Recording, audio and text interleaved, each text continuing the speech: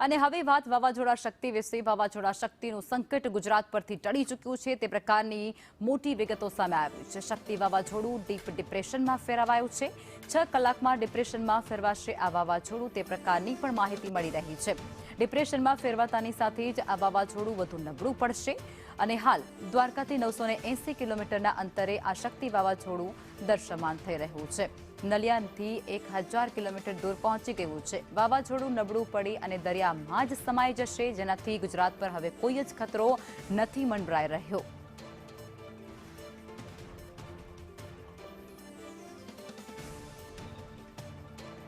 તો શક્તિ વાવાઝોડાને લઈ અને ગુજરાત પર મોટું સંકટ હતું જે હવે ટળી ચૂક્યું હોય તેવું કહી શકાય છે, કારણ કે જે શક્તિ વાવાઝોડું છે તે દરિયાની અંદર જ સમાઈ જશે અને તે સંપૂર્ણપણે નબળું પડી ચૂક્યું છે, જેને લઈ અને દરિયાકાંઠાના જે વિસ્તારો હતા તેમાં એલર્ટ તો છે જ, પરંતુ હવે જે સંકટ તોળાતું હતું તે ક્યાંક ઓછું પડી ચૂક્યું હોય તેવું કહી શકાય છે।